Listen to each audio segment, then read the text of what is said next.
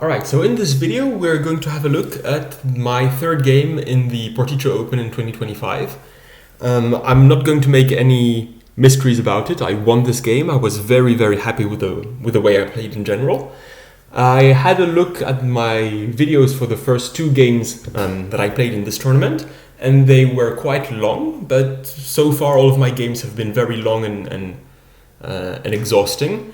And actually I have thought a lot of stuff, and since the purpose of this video series is to be very faithful about what actually goes through my head when I'm at the chessboard, I'm trying to be as truthful as possible. The videos have to be long because there's a lot of content involved. I actually sit at the board for 3 or 4 hours every single game, so of course there's going to be a lot of volume. All right. So in this game in particular, my opponent was a younger gentleman, and I was expecting him to play a Grunfeld defense, much like game one, and so I barely prepared because I had already prepared the Grunfeld defense for the first game. So I opened with d4. He went knight f6. So far so good. And here he played pawn to b6, which is a very rare line, and I am completely out of book at this point. So usually I pride myself on having very deep preparation. Here I have to start playing on my own on move 2. So there's no particular surprises about what this move b6 aims to achieve. Black wants to prevent my pawn from reaching e4. I have played this line with white a bit in blitz, and I find that putting the pawn on d5 is often a very nice way to kill this bishop's diagonal and actually achieve e4 anyway. So I started with knight f3, bishop b7 is natural, and here, so after the game, I found out that queen c2 and f3 are the two prescribed methods of playing. In both cases, white is taking control of the e4 square. But to be honest, I did not think twice. I did not think too long about it, and I played d5. So d5, I did have a little bit of a think because d5 creates some structural weaknesses on the dark squares. A typical quote-unquote dream scenario for black would be to have something like a bishop here, and let's say I'm just making random moves for white, but to occupy both of these squares with minor pieces and basically just live on the holes that my light squared structure creates. So my opponent played bishop b4. He's threatening this pawn because this is pinned, so I defended. Right now I'm also threatening pawn to e5 because the knight would have no squares, right? And would be forced to go back home. Another thing I was calculating was if black castles here, I might play e5. These squares are all covered, so the knight has to come back, and I might be able to start some attack already, or to go knight f3, knight g5 to put more pressure on h7. So I was thinking about different ways to conduct the attack starting from here. There's many different possible scenarios. You could start with knight f3. So I was actually calculating knight f3, e takes d5, and bishop h7 while I was at the board. And this is very obviously winning. This is mate next move. This is also obviously winning because of the discover check winning the queen. And at the board, I was while he was thinking on his move here, I was trying to figure out whether I was winning after king g6 or not. And my rather quick assessment was that after queen d3, pawn to f5 is the only way to defend. Now I can go queen g3, threatening a discover check like knight d6, winning the queen. And after f4, I thought queen g4, but actually right here at the board I missed that after queen g4 he has queen to g5. In any case, I was confident that I would find something. Right now that I'm looking at this position with a chessboard, I noticed that black is dead lost after the simple bishop takes f4, this should be completely over. In any case, I was just having a little bit of fun while waiting for his move here. So he took on c3, which makes a lot of sense to my eyes, because now these pawns are doubled, and one of the strategic risks that I am facing in this position, as mentioned before, is that the knights find very nice active squares, especially on c5. This knight would love to come to c5 like this. And basically that this bishop, so the main risk for me is that the knight is active here, and that my bishop is restricted by its own pawns and somehow does not manage to find activity during the whole game. One thing that I was slightly scared of, but understood that it was no problem, is that in the Nimzo Indian there's this typical plan of playing bishop a6 and knight a5 to put pressure on the c4 pawn. But actually here the knight has no credible route to the a5 square, because the c6 square is not going to be available anytime soon. But in any case, the bishop is in some potential trouble, and I would like to achieve e5 as soon as possible. For this reason, my opponent played d6, which is entirely correct, and still with the idea of achieving e5, I played f4. So here, before playing f4, I looked at two other moves. I looked at knight e2 and knight f3. In both cases, anticipating that the structure would be closed like this, and getting a square on the square f5. This is the worst way to do it. The knight would be, for this purpose, the knight would be better here on g3. On h4, it's simply not protected, and it's vulnerable to a potential tactic on the e4 square. But this would be kind of the ideal scenario for this kind of plan. But this plan of putting the knight on f5 has two drawbacks. First of all, this bishop is completely passive, and this bishop can relocate and find a very useful role in exchanging itself off, and the knight will be absolutely beautiful on c5. And so because of this, I wanted more. I think in these positions, in the positions after knight e2, e5, knight g3, I think white is not worse, but black is definitely more than fine. So, I mean, he can castle, he can play knight a6, he can play bishop c8. Most moves are more than fine. So I would be, so I think this is equal. But I think in this position, white, because black played a pretty silly opening, I think black should be worse and I should be better. And so I played the only move that kind of tries to fight for an advantage, which is f4. And I am kind of renewing the threat to go e5, and I am making e5 harder for black, since if he goes e5, I can take and play knight f3.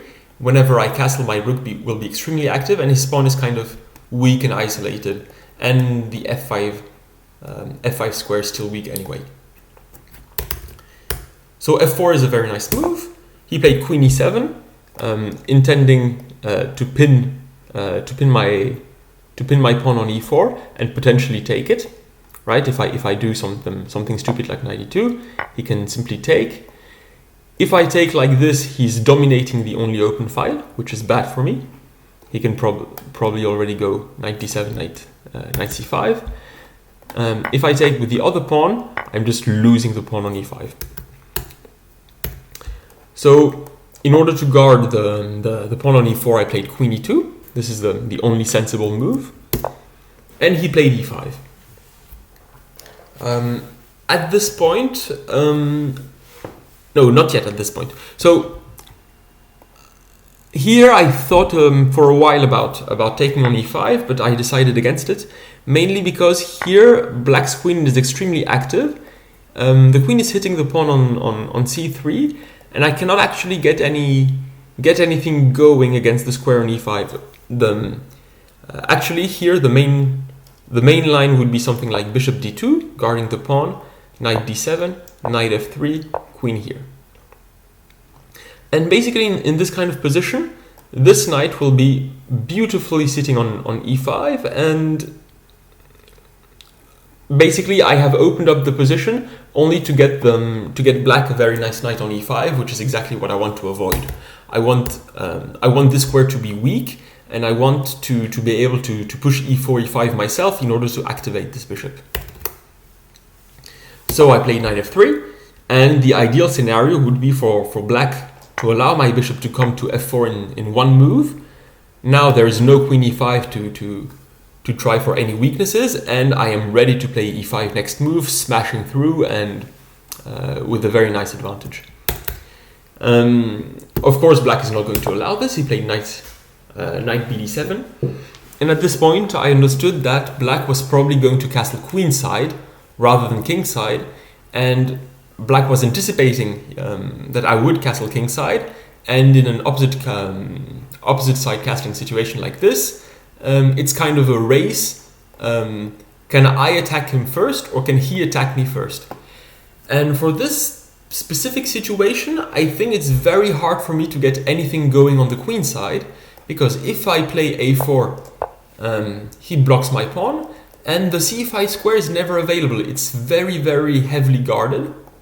Meanwhile, it seems to be comparatively slightly easier to get something going on the king side. Many of the pawns can still move, and when the king is far away, there is no problem putting this rook on g8 and just going g5, g4. So since my attack is going nowhere, I thought this would be a pretty bad scenario, but I castled anyway because of one concrete line. So here my opponent castled, and what I had calculated before castling is exactly what happened in the game, so I'm going to show it later. But here, when he castled, I noticed one interesting possibility, which is to go knight d4.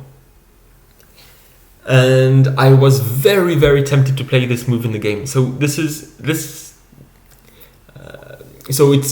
of course the knight can be taken, and probably should be taken because it's threatening to go to the f5 square, which would be already an amazing square, but it's also threatening some more stuff like going to b5 or to c6, and in general it's kind of a pest.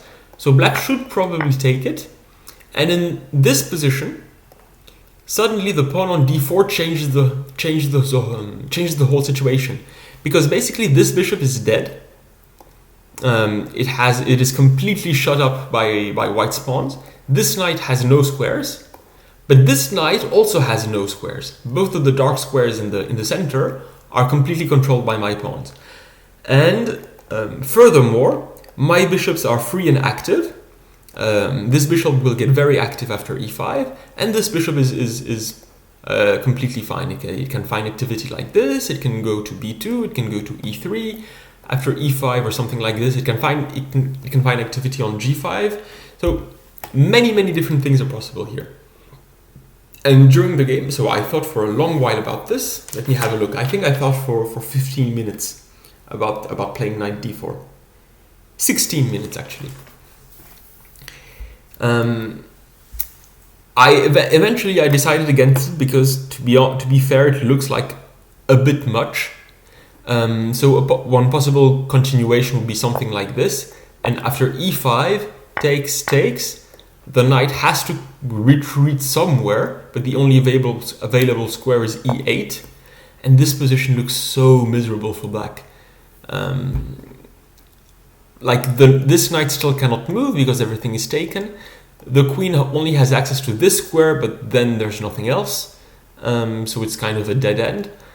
This knight cannot move, this rook cannot move, this knight cannot come back out, this rook is trapped in the corner, the queen does not have even access to this square, it's tied to the defense of this pawn, this bishop is dead. So I was very, very willing to go for this, and I had to restrain myself very, very heavily before going for this. One of the things that made me decide against it was something like knight d4 might be possible, where when actually, so black just simply gives back the piece and plays something like this. And so in this position, it's something like back to equality, where this bishop is slightly worse than this bishop, and this knight is probably slightly worse than this bishop, and so probably white is still a bit better, but I thought there would be many opportunities. And another reason that made me decide against this knight sacrifice was that black might not even accept it and might play something like knight c5 in response, where I was definitely not sure that I could maintain the knight on d4 or kind of use the f5 square to my advantage. Like knight f5, queen f8, eyeing the square here. Takes. I'm not sure I'm better here. I looked into bishop a3 here to pin this, but g6 is kind of annoying, and yeah, this looks like kind of a dead end. And compared with the line I actually played in the game, this knight d4 sacrifice would not have been worth it. I'm actually glad that I restrained myself and did not go for it. So takes on e5. During the game, I was a bit debating what would be best between pawn takes and knight takes. He played knight takes, which was exactly what I anticipated. Knight takes e5. Again, I spoiled the ending. Takes, knight e5, queen e5, and now rook f5, sacrificing the pawn on c3, but it's for the good cause. So queen takes c3, and bishop b2, so the bishop is guarded, and the queen is actually very short of squares. If you look at it, this diagonal is taken. All the squares like in these directions are taken. So the only retreating way is to one of these two squares. B4 seems better because it keeps attacking the bishop, which might be useful, and both of those either c5 square. But in both cases, the queen is kind of offside and out of the game for a minute, and which allows white to conduct some destructive operations on the king side. And this bishop is still not doing well. So here in the game, I took a small amount of time to decide between rook takes f6 and bishop here, and let's say something like rook g8 takes, which I thought was interesting. And probably here I would play rook f1, looking at the defense of this pawn. And so I was hesitating between this and bishop takes, followed by, so this is the simpler line. Well, I'm already attacking this, and queen c3, for instance, trying to fork both rooks, fails because the rooks actually can defend each other while actually even increasing the pressure. So in my mind, after either of these, white is significantly better, and looking at an exchange a pawn up, because this pawn will drop. In both cases, this pawn will probably drop. And so white is looking at something like a much better endgame, so between much better and winning. And in this kind of situation, black really wants one thing, which is counterplay. And so black is, after these trades, black will start attacking the king furiously. So the bishop is likely black is likely to find a way to get this bishop activated. As we saw, this pawn will not be there, so a rook staring down the king will be extremely likely. And so my question was, is it better for two rooks to be on the board in this situation, or only one rook? In the end, I decided for two rooks. So this was the question I had to answer. This was the actual choice between rook takes and bishop takes, in my opinion. I played bishop takes because I actually keep the initiative of attacking the pawn, and I'm actually forcing black to stay on the defensive. If he does not want to keep dropping pawns, he actually has to organize some defense and does not have time to start attacking me on my weakness here. So he played king b8, which shows, I thought during the game, shows great foresight, because basically he wants to activate the bishop like so, and this is kind of coincides with his plan of attack. I played rook f1. This pawn is going to drop anyway next move, so there was no need to take it now, and I'm activating my last piece, which is always good. He played h5, which signals his intentions of attacking me on the king side. And I did not take the pawn. To be honest, I'm not quite sure why I did not take it. I thought the best plan of action for me was to simply push my pawn and turn it into a queen.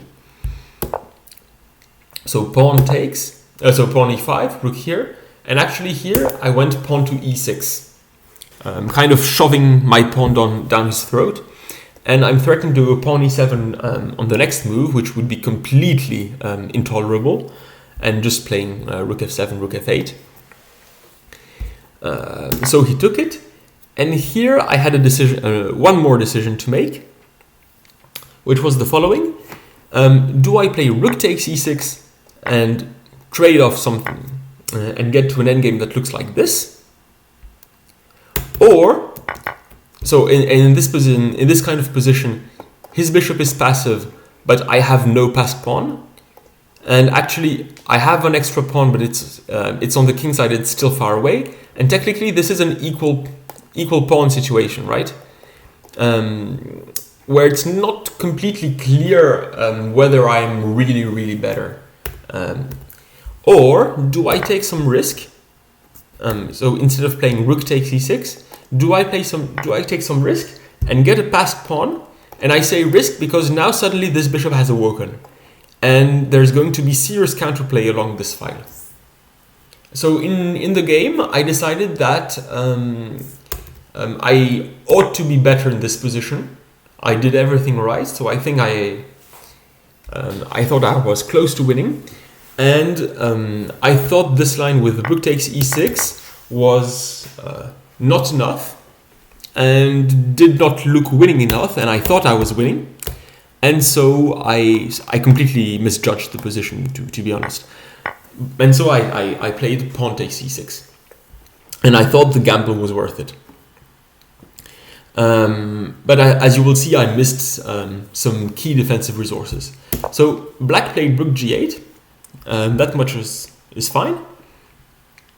So from afar, I had calculated e7 in this position, completely ignoring the fact that black is threatening to check and pick up the queen, and which would go like this: take, take, bishop takes, and now rook f8. And the rook is pinned to the king. Rook e7 is not possible. If he takes, I promote and win the game. If he takes on f1, check. And probably the easiest is to simply check down the king and make a queen. And white is very likely winning after bishop takes f1 next move. So this would have been nice, but after rook f8, I noticed that black could play something like bishop c6, and when rook f8, bishop here, and rook here, black can actually play king b7 and sidestep the pin, and black can also play queen f1 and queen e7, queen e1 and queen e7, and just pick up the pawn, and black is just completely winning here. So e7, so this fancy idea of sacrificing the pawn on b2, as it turns out, does not work. I thought about playing bishop g6 for a while, but this is actually not such a great move, because it looks like it creates the threat of taking on e8, but actually I've just simply self-pinned my bishop to my pawn, which is kind of a recipe for disaster. And so in the game, I thought the most prudent way to go. So one more thing that I ought to mention is that g6 would be met with queen c5 when the king is suddenly very short of square, and if it were not for a piece coming back to f2 to help in the defense, I would get actually mated. So, but even so, this is exactly the kind of situation that black wants to see. Basically, right now, all of his pieces are active, and he has very good, decent prospects at serious counterplay. So this is exactly the kind of stuff the kind of thing that I wanted to avoid. So the pawn has to stay on g2 for the time being, at least. I decided to block the g file by playing rook g6. And my opponent found the only move, but I think this was the only move, I did not check with the computer, which is d5, which is the only defensive resource, because at some point the pawn is going to promote. I'm going to get so active here, and black has close to no counterplay, and the queen is kind of offside. And d5 is the only way to allow the queen to join the defense. And when deciding on how to take back with the rook or with the pawn, I missed that when taking with the pawn, d5 would become a possibility, and that the queen would be able to join in the defense. I thought the only problem was that I would have to deal with counterplay here. So rook g6, d5, and from afar, here while he was thinking on his move, it took him 20 minutes to find d5, I believe. 21 minutes. He had 40 minutes, and after he played d5, he only had 19 minutes left. Meanwhile, at this point, I had 34 minutes.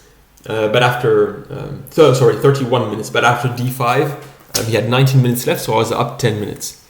Both of us were starting to get short on to get low on time, which will become a factor later on in the game. So d5. And I had calculated e7, which is a very, very nice and fancy move for several reasons. So if queen takes e7, I can take here, and he cannot take either major piece. I am winning in both cases. If rook takes e7, then simply rook takes g8, and I am just, so after something like this, and queen f2, for instance, I'm just simply up material, and I am up a rook, and this bishop is pinned, I'm just completely winning. So he cannot touch this pawn, and after rook here, I looked at bishop g6, but in both, so in this situation, queen takes e7, rook takes e7, rook g8 here, and bishop here. Here I would be winning, right? Because I am taking this next move.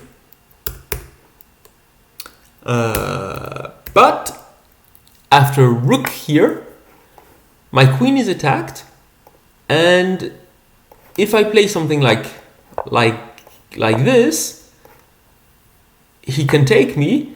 But since I am not mating him, I'm the one who is getting mated, and so this would be something to avoid. So this is the first sign that there's a problem with the move e7. Another sign that there's a problem with the move e7 is this line here, which I wanted, and here black could go takes here, hoping to take back if I capture and promote, but actually I push the pawn, check, and bishop f5, actually killing white's hopes. I talked this over with several grandmasters, including Marc-Andrea Morizzi and Sébastien Mazet, and in this position they found the spectacular rook e6, completely blocking everything. And so queen e6 would get captured, and bishop e6 fades to queen e1 mate, which is very, very brutal. And if the queen moves away, let's say to h8, still queen e1 mate. But in any case, I had enough reasons to distrust this move e7. And I had the time to calculate, because basically here I saw that the only defense would be to play d5. And I had enough time to calculate that after d5, e7 was not good enough to win. So in the game I played rook here, rook g8, and now e7. And now what I want is highlighted by the following line, rook here and rook f8. And if he takes on f8, this is what I was hoping for. I am not taking and promoting because the queen is guarding that square. By the way, note that during all of this time, he has no check on e1, and the e1 square is covered, and the c1 square is covered by the bishop. So his only check, if he wants to get some counterplay, is the check on c5. But after he checks on c5, he has no second check. Once I get my king to the corner, basically it's just a spy check and he cannot do anything more.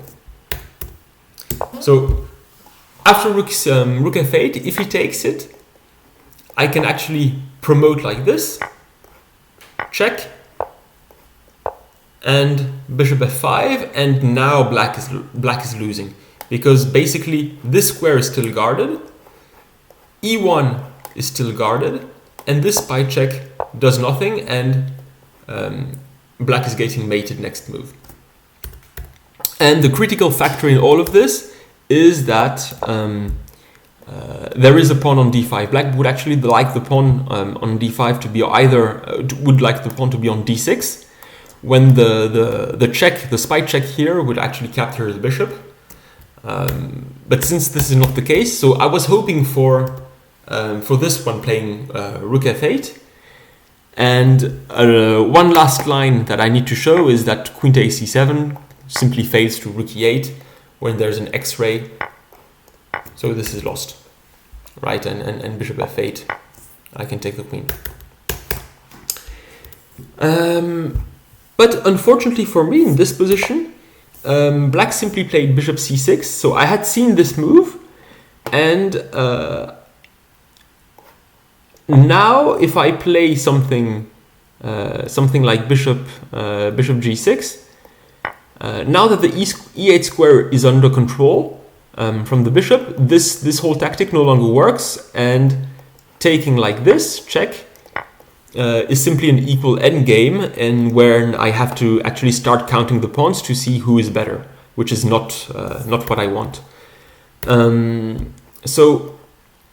But because of this, the bishop has to stay on this diagonal in order to control the e8 square, and so I can safely capture on c5.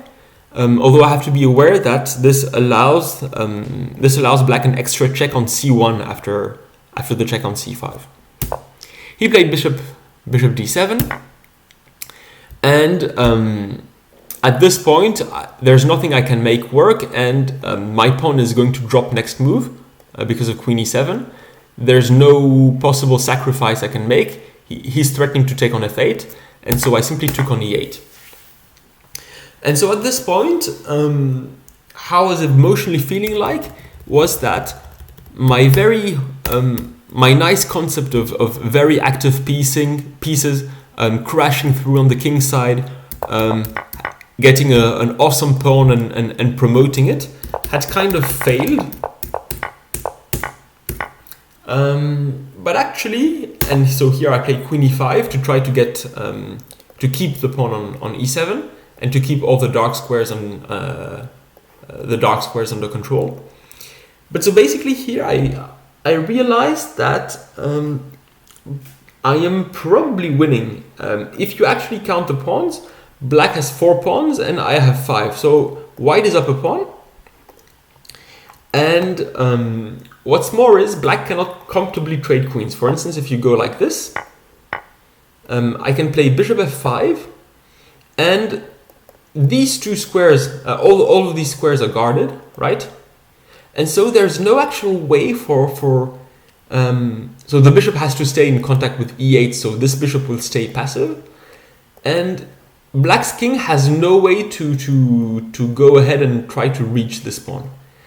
So this is kind of a golden situation for me, and I can simply walk my pawn straight to a queen here. So because of this, queen trades are impossible. Since my pawn is on a dark square, he cannot attack it with the bishop here, and this means that I'm going to keep the pawn on e7 forever, which is an extremely annoying situation psychologically for my opponent. And so I thought that here I would have very, very good chances to win the endgame. He played queen c5. So at this point, so this is move 28. At this point, I had 9 minutes and he had 14. But this goes, both of this goes down very fast. And by move 40, both of us were playing on increment. So he played check. I have to come out because of course if I go to the corner I get checkmated. But actually having the king go out and being active was of course part of the plan, and this is a key lesson that I learned over the years. In endgames with active queens, it's the way to avoid you cannot avoid getting checked a lot. You actually have to embrace it, and you have to run towards the opponent's pawns. So I have to run towards here or towards here to attack the bishop, and basically the opponent's pawns provide the shelter against the checks, which is exactly what happened in the game. So he played king b7, I played king b2. He played h4. I understood that this was definitely not an option because the queen is guarding that square. So I would, and I played bishop e4, threatening d6, and to take here, which would be completely winning. So now black has to start checking. So queen c4, queen f1, queen here, and I can actually already capture a pawn, and queen f2. So here I thought for a while about between king g5, where I thought he would check again, which so these are the only two. This is the only option. Bishop e4 was additionally nice because not only does it create an offensive threat, but it also defends the pawn on b2. By the way, the pawn on a2 is completely unimportant to the whole situation. I want him to take it so that I can get a move to attack his king and get closer to promotion. But these two pawns are important and might be useful later, and so I am guarding them. So in the game I was deciding between this and g3, but since this is pretty much the exact same as what happened in the game, I decided against it, and I decided to keep my pawn on h2 and to go king g5 immediately. And here I played queen f4, and here suddenly black has no more checks. Black has run out of checks. So he played queen c5, which is the only way to avoid this discover check, because he simply pins the pawn. And furthermore, he attacks the pawn on e7. So here I played queen e5. We repeated the position once, and now I went king f6. So when playing king f6, this was move 39, and we were both on 3 minutes. And here I played this move with the seconds ticking down close to 0. Basically, I was trying to find a way for him to deny him all of the checks. One further move that I looked at was king e6, which I thought would have been a very nice way to finish the game, because d6 is coming next. So for instance, if he does a crappy move like a5, d6, and basically wherever his king is going next, I can make a discover check. So king here, discover check and take the queen. Same happens after king a6. I take the queen. And king here, simply I take on a7, and the queen is still guarding a7. And again, the king has to step on the light square and discover check and take the queen. And if the king goes to a7, I can even promote to a knight, although I did not see this during the game. So I rejected king e6 because of king c8, when suddenly it's not. I think it is no longer clear what I am playing for.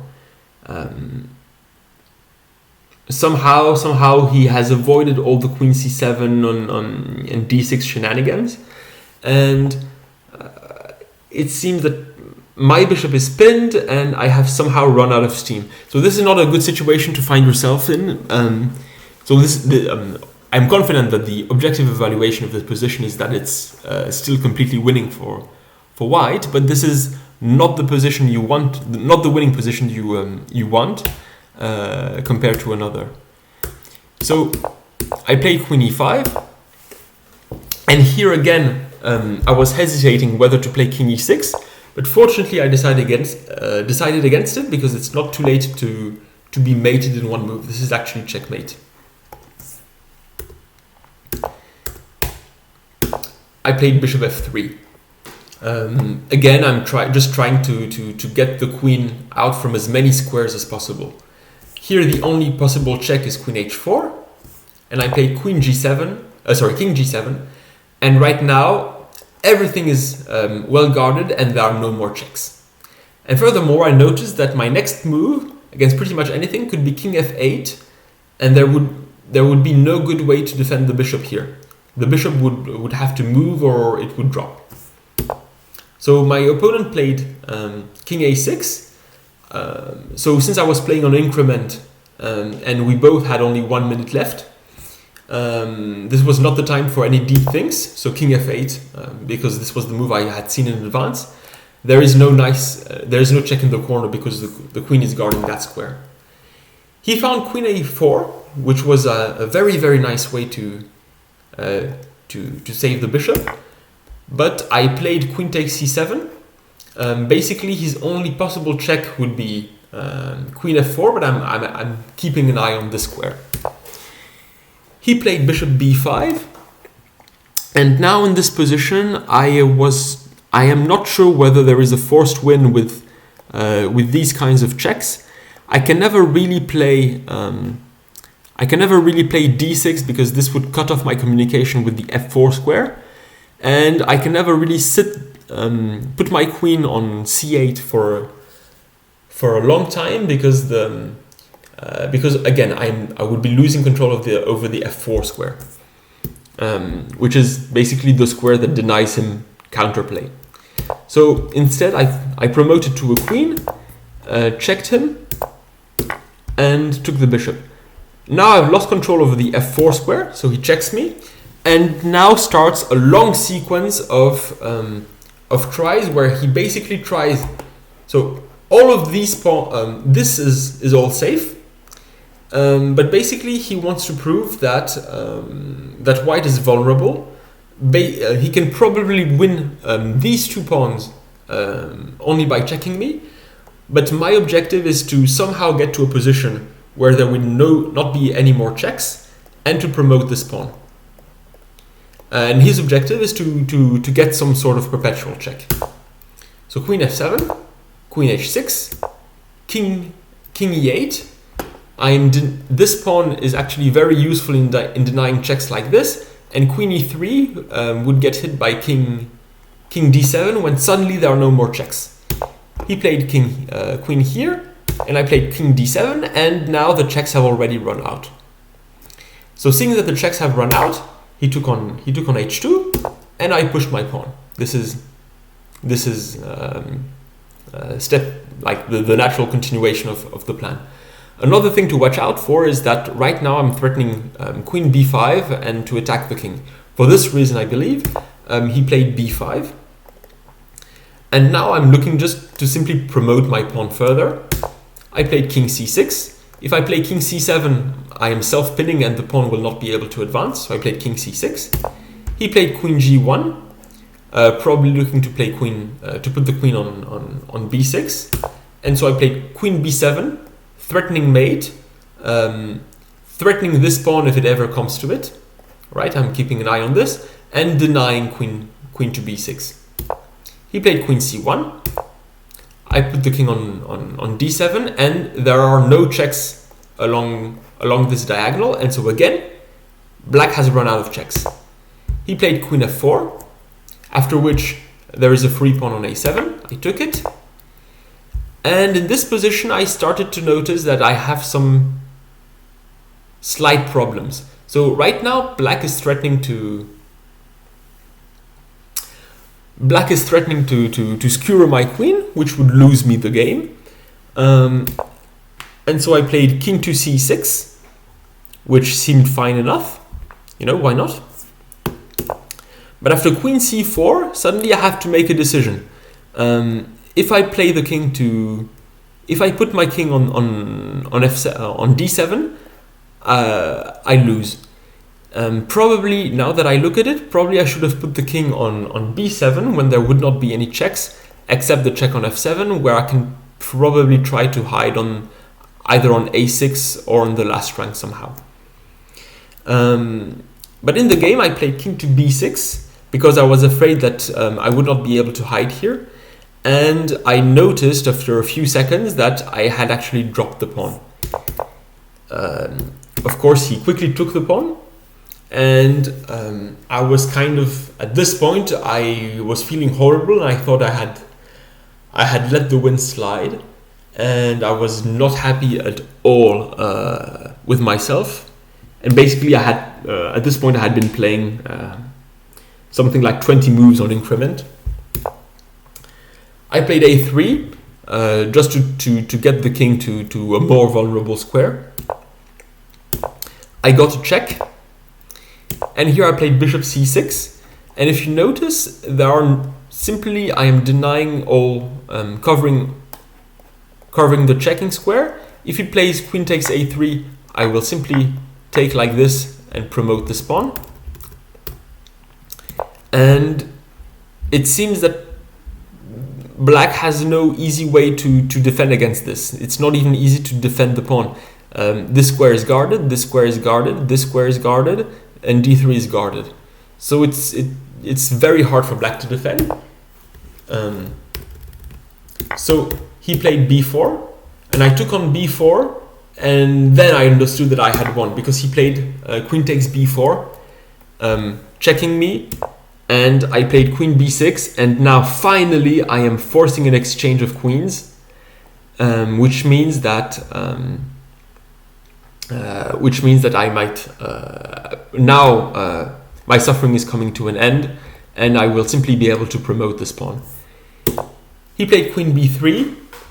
Of course, I traded queens, and here, to my surprise, he played king a1. So it's not too late to lose the game. All of these squares are covered by the queen. So if I make any move like pawn to g4, this would be stalemate. So here I played queen c3, king a2, and queen b3. So now I have created a perimeter which allows two squares for the king, and he will basically go back and forth until I figure out how to mate him. I can basically promote this pawn and do whatever I want. In the game, I played bishop here, threatening mate. And here, queen here would not be mate, and so I have to make one more waiting move to force the king back, so that this will be mate. I chose to play g3 because I thought that this would be the most humiliating way to mate my opponent. And at this point, he resigned. He looked very, very angry after the game, which I can definitely understand. Not because I played g3, because like any other move would have done the job, but at this point it felt like he was very, very close to actually holding the endgame, and I understand that he must have been very, very disappointed. But in all, I thought I played a very decent game, and I was very, very happy with my performance. I took calculated risks when I had to, and whenever the lines that I calculated turned out not to work, I kept my advantage, which was the pawn on e7, and I actually showed some slight courage by actually getting an active king, which is pretty nice.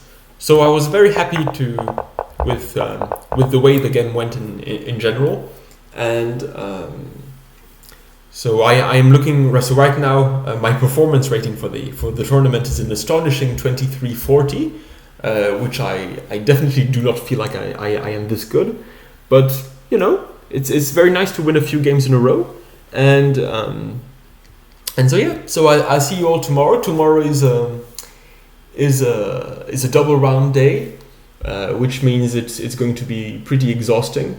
But after that, it will be nice. So I hope you've enjoyed this video, and don't hesitate to leave a comment to say if you like the format, that kind of stuff. And take care. Bye.